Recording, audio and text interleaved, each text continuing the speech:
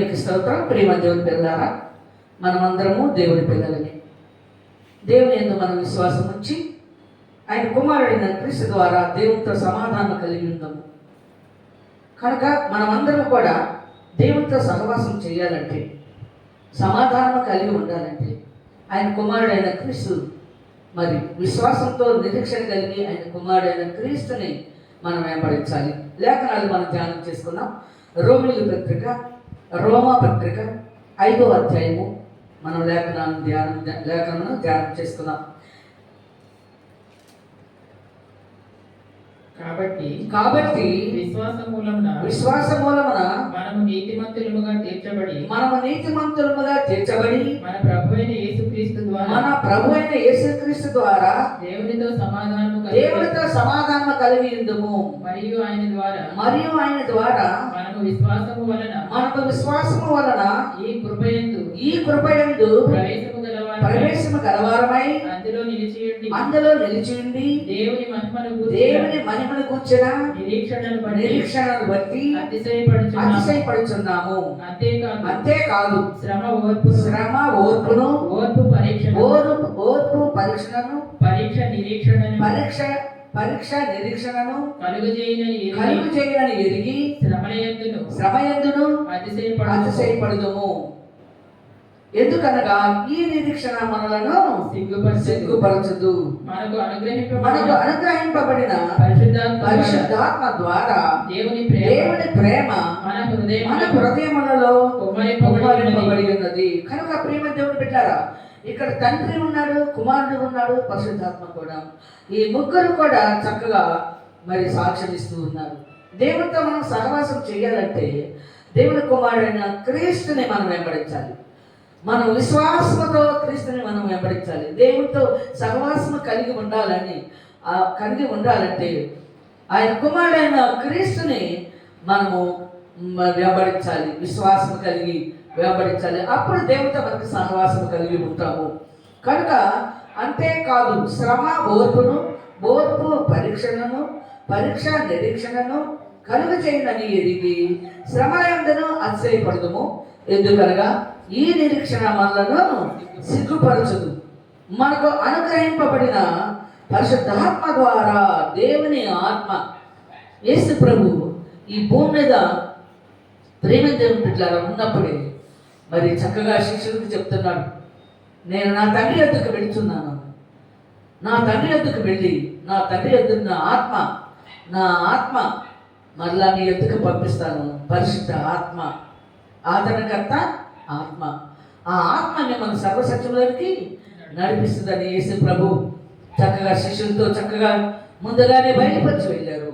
ఇప్పుడు ప్రేమ దేవుడు ఎందుకనగా ఈ నిరీక్షణ మనలను సిగ్గుపరచదు. మనకు అనుగ్రహింపబడిన పరిశుద్ధాత్మ ద్వారా దేవుని ప్రేమ మన హృదయములలో కొమ్మరింపబడి ఉన్నది. దేవుని ప్రేమ మన మీద ఉండాలంటే క్రీస్తుని దేవుడు తన కుమారుని లోకానికి పంపించాడు కనుక ఆ కుమారుడిని మనం విశ్వాసంతో వెంబడించాలి. కుమారుడు చూపించిన మార్గములన్నింటిలో మనం నడవాలి. కుమారుడు చెప్పిన మాటల ప్రకారం మనం నడవాలి. ఆయన బోధ ప్రకారం మనం నడవాలి. యేసుక్రీస్తుని మనం కలిగి ఉండాలి. దేవునితో సహవాసం చేయాలంటే యేసుక్రీస్తుతో మనకు సహవాసం. దేవునితో సహవాసం చేయాలంటే యేసుక్రీస్తుని మనం వెంబడించాలి. యేసుక్రీస్తు తండ్రి అయిన దేవుని యొక్క కుడిపార్శ్వంలో ఉన్నాడు. ఇప్పుడు ఆయన ఈ భూమి మీద నుంచి వెళ్ళిపోయిన తర్వాత పరిశుద్ధాత్మ మనల్ని సిద్ధపరుస్తుంది. తండ్రిని కుమారుని మనం చూపిస్తూ పరిశుద్ధాత్మ మనం సర్వసత్యములకి నడిపిస్తూ ఉన్నది. కనుక ఏలైనగా మనం ఇంకా బలహీనమై ఉండగా క్రీస్తు యుక్తకాలమున భక్తిహీనుల చనిపోయాను. భక్తిహీనుల వారికి చనిపోయింది, భక్తి కలిగిన వారి కోసం కాదు. ప్రేమ దేవుని బిడ్డలారా, ఇంకొక లేఖన భాగంలో మనం చదువుకుందాం. చూడండి, రోమీయులకు రాసిన పత్రిక 3వ అధ్యాయంలో 10వ వచనం మనం చదువుకుందాం. భక్తిహీనులు ఎవరో మనం ఇక్కడ చక్కగా చూద్దాం. ఇందును గూర్చి వ్రాయబడినదేమనగా నీతిమంతుడు లేడు, ఒక్కడును లేడు, గ్రహించువాడు ఎవడునూ లేడు, దేవుని వాడు ఎవడనూ లేడు. అందరిలో త్రోవ తప్పి ఏకముగా పనికి మాలిన వారైరి. మేలు చేయువాడు లేడు, ఒక్కడైనను లేడు. వారి గొంతుక తెరచిన సమాధి. తమ నాలుకతో మోసము చేయుదురు. వారి పెదవుల క్రింద సర్ప విషం ఉన్నది. వారి నోటి నిండా శపించుటయు పగయు ఉన్నవి. రక్తము చిందించుటకు వారి పాదములు పరిగెత్తుచున్నవి. నాశనమును కష్టమును వారి మార్గములలో ఉన్నవి. శాంతి మార్గము వారి కన్నుల ఎదుట దేవుని భయము లేదు. ప్రతి నోరు మూయబడినట్లును సర్వలోకము దేవుని శిక్షకు పాత్రమగునట్లును ధర్మశాస్త్రము వాటన్నిటిని వారితో చెప్పుచున్నదని ఎరుగుదుము. చాలు. కనుక ప్రేమ దేవుడు బిడ్డలారా, నీతిమంతుడు లేడు, ఒక్కడనూ లేడు. గ్రహించువాడు ఎవడనూ లేడు. దేవుని వెతుకువాడు ఎవడనూ లేడు. దేవుని వెతికేవాడు కూడా లేడు. అంత కష్టం చేయలేడు పాపం. దేవుని వెతకాలంటే పరిశుద్ధత, పవిత్రత ఉండాలి. పాపములకు పస్కా చేయాలి. పాపమును పస్కా చేస్తేనే దేవుణ్ణి వెతకాలి. నువ్వు పాపమును పస్కా చేయకుండా యేసు నువ్వు ఎంతకాలమైనా వెంబడించు, మరణం అయ్యేదాకా వెంబడించు. పస్కా చేయకుండా ఆయన వెంబడిస్తే పాతాళమే ఉండేది. యేసుని వెంబడించుతా కూడా యేసు మార్గంలో, యేసు మాటల ప్రకారము, యేసు బోధ ప్రకారం నువ్వు నడవాలి. నీ ఇష్టమైన దారిలో నడుచుకొని యేసుని మేము వెంబడిస్తున్నాం, యేసు మాకు దేవుడు, యేసు మాకు ప్రభువు, యేసు మాకు రక్షకుడు అని చెప్పినా కూడా నో. ప్రియమైన దేవుని బిడ్డలారా, పాతాళము నోరు తెచ్చుకొని ఎదురు చూస్తూ ఉంది. కనుక నీతిమంతుడు లేడు. ప్రపంచంలో ఉన్నాడా నీతిమంతుడు? ఒక్కడే నీతిమంతుడు. యేసు ప్రభు భూమి మీద జీవించాడు. ఆ వాక్యమే శరీరధారి అయి కృపా సత్య సంపూర్ణంగా మన మధ్యకు వచ్చాడు. ఆ వాక్యం అంటే దేవుని వాక్కు, దేవుని మాట, దేవుని శబ్దం. శరీరం దాల్చి లోకానికి వచ్చాడు.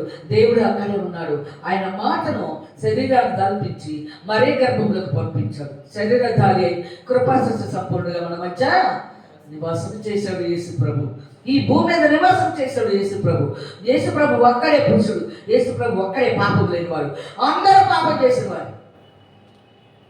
కనుక ప్రేమ దేవుని బిడ్డలారా, నీతిమంతుడు లేడు, ఒక్కడు కూడా లేడు. అందరూ పాపం చేసి దేవుని యొక్క ప్రేమను పొందుకోలేకపోతున్నారు. 8వ వచనం మనం చదువుకుందాం. 5వ అధ్యాయం, రోమీయులకు రాసిన పత్రిక 5వ అధ్యాయం 8వ వచనం మనం చదువుకుందాం. అయితే దేవుడు మన ఎడల తన ప్రేమను వెల్లడిపరుచుచున్నాడు. ఎట్లనగా మనమింకను పాపమై ఉండగానే క్రీస్తు మన కొరకు చనిపోయాను. కాబట్టి ఆయన రక్తము వలన ఇప్పుడు నీతిమంతులుగా తీర్చబడి మరింత నిశ్చయముగా ఆయన ద్వారా ఉగ్రత నుండి రక్షింపబడుదుము. చూసారా ప్రియమైన దేవుని బిడ్డలారా, మనం రక్షించబడి ఉగ్రత నుండి రక్షింపబడాలని దేవుడు తన కుమారుని లోకానికి పంపించాడు. దేవుడు తన కుమారుని పంపించాడు. దేవుడు యెహోవా దేవుడు. మనం నీతిమంతుడు లేని ఒక్కడు కూడా లేడు కనుక భూమి మీద. అందరూ పాపం చేసి దేవుడిచ్చిన మహిమను పొందలేకపోయారు కదా. అందుకని తన కుమారుని లోకానికి పంపించి ఆయన ద్వారా మనకు రక్షణ విమోచన కలుగు చేశాడు. కాబట్టి ఆయన రక్తము వలన ఇప్పుడు నీతిమంతులుగా తీర్చబడి మరింత నిశ్చయముగా ఆయన ద్వారా ఉగ్రత నుండి రక్షింపబడుదుము. ఎలాగనగా శత్రువులమై ఉండగా ఆయన కుమారుని మరణము ద్వారా మనము దేవునితో సమాధానపరచబడిన వారమై ఆయన జీవించుట చేత మరి నిశ్చయముగా రక్షింపబడుదుము. అంతేకాక కాదు, మన ప్రభు అయిన యేసుక్రీస్తు ద్వారా మనము దేవుని యందు అతిశయపడుచున్నాము. ఆయన ద్వారానే మనము ఇప్పుడు సమాధాన స్థితి పొంది ఉన్నాము. దేవునితో మనకు సమాధానం క్రీస్తు ద్వారా కలిగింది. మనం యెహోవాతో సమాధాన పడాలంటే, దేవుడైన యెహోవాతో సమాధాన పడాలంటే ప్రేమ దేవుడు బిడ్డలారా క్రీస్తు దగ్గరికి రావాల్సిందే. క్రీస్తు ద్వారా దేవునితో మనకి సమాధానము దేవుడు మనకి అనుగ్రహించాడు. క్రీస్తు ద్వారానే వెళ్ళాలి దేవునితో సమాధానం పడాలంటే. ఎందుకంటే మనం పాపంలో ఉన్నాం కనుక. పాపంలో ఉన్నవాడు యెహోవా మాట ఎత్తటానికి కూడా అర్హుడు కాదు. చూసావా, వ్యర్థముగా నా నామమును ఉచ్చరించి వాడిని నిర్దోషిగా వ్యర్థంగా నువ్వు పాపంలో ఉండి దేవుడు యెహోవా దేవుడు పాపంలో ఉండి నువ్వు ఆయన నామాన్ని వ్యర్థముగా అనుసరించకూడదు, నిర్దోషిగా ఎంచడు అని లేఖనాల్లో మనకి బయలుపరుచు ఉన్నారు. కనుక ప్రేమ దేవుడు బిడ్డలారా, ఇట్లుండగా ఒక మనుషుల ద్వారా పాపము 12వ వచనం కూడా చదువుతుండగా ఇట్లుండగా ఒక మనిషి ద్వారా పాపమును పాపము ద్వారా మరణమును లోకములో ఎలాగ ప్రవేశించును అలాగుననే మనుషులందరూ పాపము చేసినందున మరణము అందరికీ సంప్రాప్తమాయెను. కనుక మరణం అందరికీ సంప్రాప్తమైంది. ధర్మశాస్త్రంలో 3 వంశముల వరకు ఇచ్చాడు దేవుడు. ఈ 3 వంశముల వారు ప్రేమ దేవుని బిడ్డలారా నోవాహు కుమారులే. జలప్రలయం తర్వాత నోవాహు కుటుంబమే బ్రతికింది భూమి మీద. ఈ నోవాహు కుమారులు ఈ ముగ్గురు షేము, హాము, యాఫేతులు. ఈ ముగ్గురే ఇశ్రాయేలీయులు, ఐగుప్తీయులు, అష్షూరీయులు. ఈ ముగ్గురే హిందువులు, ముస్లింలు, క్రైస్తవులు. ఈ ముగ్గురు పాపం చేసి దేవుడిచ్చిన మహిమను పొందలేకపోయి ఉన్నారు. అందుకే పాపము ఆదాము ద్వారా వచ్చింది. ప్రేమ దేవుని బిడ్డలారా, మరి మనకి విడుదల, మనకి రక్షణ క్రీస్తు ద్వారా దేవుడు కలుగు చేశాడు. అందరి బట్టి ఇట్లుండగా ఒక మనుషుల ద్వారా పాపము ద్వారా మరణమును లోకములో ఎలాగ ప్రవేశించనో అలాగుననే మనుషులందరూ పాపం చేసినందున మరణము అందరికీ సంప్రాప్తమాయను. కనుక ఈ ధర్మశాస్త్రంలో 3 వంశముల వారు ఉన్నారు. ఒక వంశము వారు మాత్రమే క్షేమ దేవుడు స్థుతినందును గాక. ఈ క్షేమ ద్వారా క్షేమ దేవుడు స్థుతినందు గాక అని లేఖనాల్లో రాయబడిన ప్రకారము ఈ క్షేమలో నుండి అబ్రహాము, ఇస్సాకు, యాకోబులు 12 గోత్రాలు వచ్చారు. వీరిని ఇశ్రాయేలీయులు అంటారు. ఆశీర్వదించబడ్డవారు, దేవుని చేత ఆశీర్వదించబడ్డవారు. ఇంకా ఇద్దరు ఉన్నారు, ఐగుప్తీయులు, అష్షూరీయులు. ఐగుప్తీయులు ప్రేమ దేవుని బిడ్డలారా, వారి మనసుకు నచ్చిన దేవుడిని దేవతలను ఏర్పాటు చేసుకొని దేవుడిని విసర్జించి వారి మనసుకు నచ్చిన కార్యాలన్నీ వారు మరి మనసుకు నచ్చినట్టు చేశారు, కానీ దేవుని మనసుకు నచ్చినట్లుగా చేయలేదు. వారు విగ్రహారాధన చేయొచ్చు, వారు అన్ని జనులుగా ఉన్నారు. హాము సంతానము విగ్రహారాధికులు అన్ని జనులు. అష్షూరీయులైతే ప్రేమ దేవుని బిడ్డలారా, అష్షూరీయులైతే వారు అబ్రహాము ఆఖరిగా పుట్టిన సంతానము. అందరిని బట్టి ఇష్మాయేలు సంతానం అయ్యారు. వారు తూర్పునకు దేవుడే పంపించాడు. ఆ తూర్పునున్న వారే అష్షూరీయులు. ఈ ముగ్గురు కూడా నోవాహు సంతానమే. కనుక ఈ ముగ్గురు విశ్వాసముతో ప్రేమ దేవుని బిడ్డలారా, విశ్వాసంతో నిరీక్షణ కలిగి మనం దేవునితో సహవాసం చేయాలంటే క్రీస్తు ద్వారానే తప్ప ఏ మార్గంలో దేవునితో మనకి సహవాసం లేనే లేదు. కనుక క్రీస్తుని మనం వెంబడించాలి. కనుక ప్రేమ దేవుని బిడ్డలారా, ఇక్కడ చూడండి 6వ అధ్యాయంలో కూడా ఒక మాట చదువుకుందాం మనం.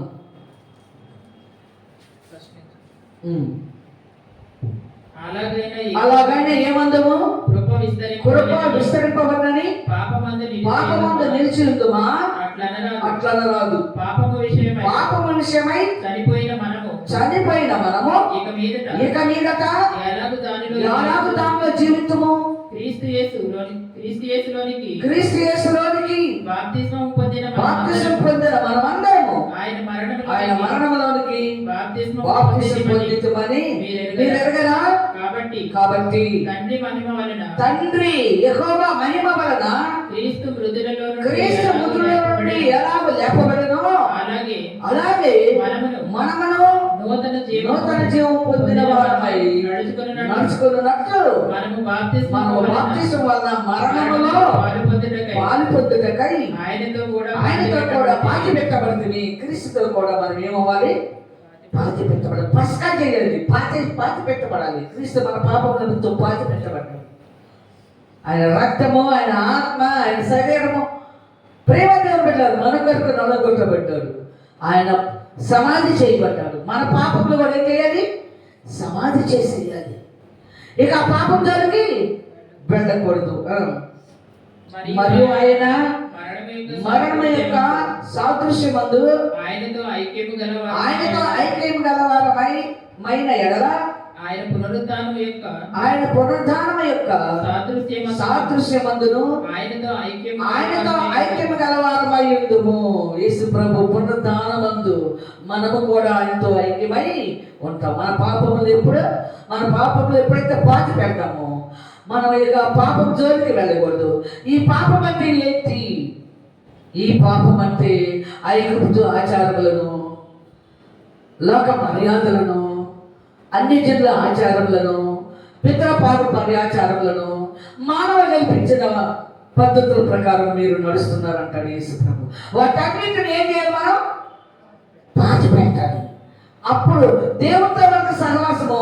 ముందు క్రీస్తుతో మనకి పునరుద్ధానం వస్తుంది. క్రీస్తులో మనకి దేవుడు పునరుద్ధానం ఇస్తాడు. క్రీస్తుని లేపిన ప్రకారము దేవుడు మనల్ని కూడా లేపుతాడు. ఆ పాపం అంతా మనలో ఉంటే ఇక క్రీస్తు దగ్గర నువ్వు ఎంతకాలం అన్నా ఉండు, కానీ పాపము విడిచిపెట్టుకోకుండా క్రీస్తుని వెంబడించిన ఉపయోగం లేదు.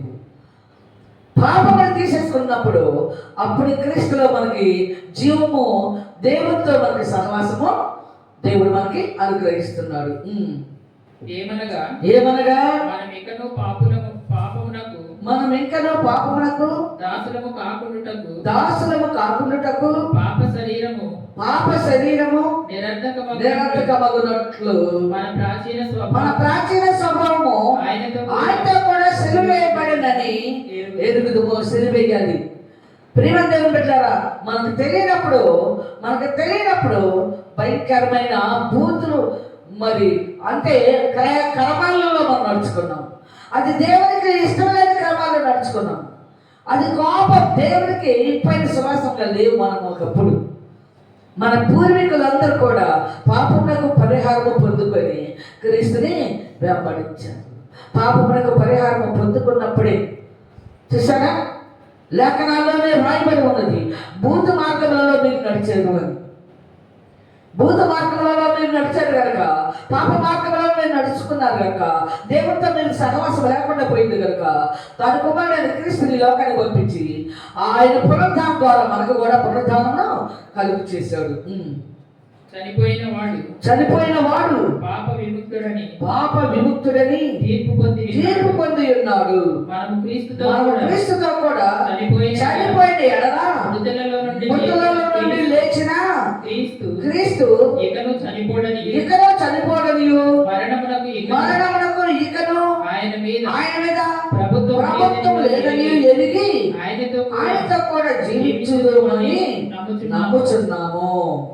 చూసారా, ఇక మనకి మరణము మనము క్రీస్తుతో కూడా చనిపోయిన ఎడల మృతుల్లో నుండి లేచిన క్రీస్తు ఇకను చనిపోడనియు మరణమునకు ఇకను ఆయన మీద ప్రభుత్వం లేదనియు ఎదిగి ఆయనతో కూడా జీవించుదుమని నమ్ముచున్నాము. క్రీస్తు యొక్క మరణించనే అంతగా మాటికి సిలువైపోడు. నువ్వు పాపకార్యంలో ఉన్నావంటే క్రీస్తుని మాటికి సిలువేస్తావు. ఎందుకంటే నీ పాప స్వభావం పోలా, ఎందుకంటే నీ రాత స్వభావం పోలా, ఎందుకంటే ఆ యొక్క భయంకరమైన అన్ని ఆచారములను మానుకోవట్లా, అన్ని ఐగుప్తు ఆచారములను మానుకోవట్లేదు. అందరి బట్టి ప్రేమ దేవుని బిడ్డలారా, నీ పాపము ఇంకా నిలబడి ఉంది కనుక నీకు క్రీస్తులో పాలు లేదు, దేవునితో సహవాసము లేదు. అందుకనే లేఖనాల్లో మనకు బయలుపరుస్తున్నారు. ఆయన చనిపోవట చూడగా పాపము విషయమై ఒక్కమారే చనిపోయేది కానీ ఆయన జీవించుట చూడగా యెహోవా దేవుని విషయమై జీవించుతున్నాడు. యెహోవా దేవుడు కుమారుడుగా పాపమునకు మరి దేవుడు తన కుమారుని మరణానికి అప్పగించాడు, మరలా తిరిగి లేపుకున్నాడు. ఇక మరణం లేదు. చూసారా, ఇక మరణం యేసుకు లేదు. యేసును వెంబడించే వాడికి కూడా మరణము లేదు. పాపమును పాతి పెట్టి సమాధి చేసి అప్పుడు క్రీస్తును వెంబడిస్తే అప్పుడు క్రీస్తు ద్వారా దేవుని యొక్క సహవాసము మనకు ఉంటుంది, దేవుడితో సమాధానం ఉంటుంది, దేవుని రాజ్యానికి కూడా మనం వాసన అవటం. అటువలే మీరును పాపం విషయమై మృతులుగాను దేవుని విషయమై క్రీస్తు యేసునందు సజీవులుగాను మిమ్మును మీరే ఎంచుకొనుడి. కాబట్టి శరీర దురాశలకు లోబడినట్లుగా చావునకు లోనైన మీ శరీరమందు పాపమును ఏలనీయకుడి. మీ శరీరములో పాపమును ఏలనీయకుడి. అందుకే యేసుప్రభువు నాశనకరమైన ఏ వస్తువు పరిశుద్ధ స్థలం మీద నిలిచినప్పుడు చదువువాడు గ్రహించుగాక. యేసు ప్రభు కూడా చెప్పాడు, మీ దేహం మీద పాపం అనేది కనబడకూడదు. మన దేహం దేవుని ఆలయమై ఉన్నది, దాన్ని మనం వ్యాపార పురుషులుగా చేయకూడదు. కనుక ప్రేమ దేవుడు పెట్టారా, నీవు నేను మనందరం కూడా క్రీస్తులో మనము బాధ్యపెట్టబడిన వారిపై మనం బాప్తిసము తీసుకొని అప్పుడు దేవుడితో మనకు సహవాసము కలిగినట్లుగా దేవుడు మనకి తన కుమారుడు ద్వారా మార్గము చూపించారు. కనుక ప్రేమ దేవుడు పెట్టారా, ఆయన కుమారుడు మన కొరకు ఈ లోకములో మరి మన కొరకు ఈ లోకములో మరి మన కొరకు చనిపోయి సమాధి చేయబడి ప్రేమ దేవుడు పెట్టారా, పాపమును ఏం చేశాడు, పాతి పెట్టేశాడు, సమాధి చేశాడు.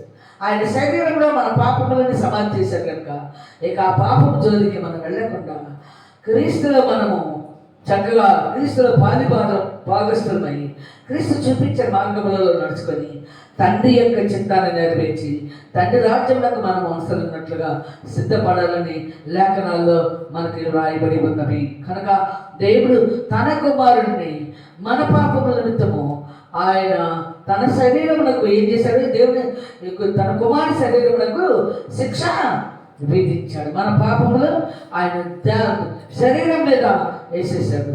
తన ఆత్మను మళ్ళీ సమాధి చేయబడిన దేవుడు తన కుమారుని లేపుకున్న తర్వాత ఇక యేసుక్రీస్తు చనిపోడు. ఇక ఎప్పుడు జీవిస్తూనే ఉంటాడు యేసు ప్రభు. ఇక ఎప్పుడు చావడు. ఇక లేపబడ్డాడు, దేవుడు తన కుమారుని లేపుకున్నాడు. ఇక ఎప్పుడు చావుడు యేసు ప్రభు. మనము కూడా క్రీస్తుని మనం వెంబడించినట్లయితే, క్రీస్తుతో మనకు సహవాసం ఉన్నట్లయితే, క్రీస్తు చూపించిన మార్గాల్లో మనం నడిచినట్లయితే, ఆయన బోధ ప్రకారం మనం నడిచినట్లయితే, ఆయన మాటల ప్రకారం మనం నడిచినట్లయితే ఇక మనకు కూడా చావు మరణం లేదు. నిత్య జీవులకు మనం అవసరమైనట్లుగా సిద్ధపడాలని దేవుడు మనకి బయలుపరిచిన ఈ మాటలను ప్రేమ దేవుడు పెట్టారు. చక్కగా మన హృదయంలో అనే పలక మీద రాసుకొని వాటిని ధ్యానించుకొని తండ్రి చిత్తము నెరవేర్చి నిత్య జీవులకు వారసులైనట్లుగా సిద్ధపడి అనేక మందిని సిద్ధపరుచుకుందాం. దేవుడు తన వాక్యము దీవించును గాక. ఆమేన్.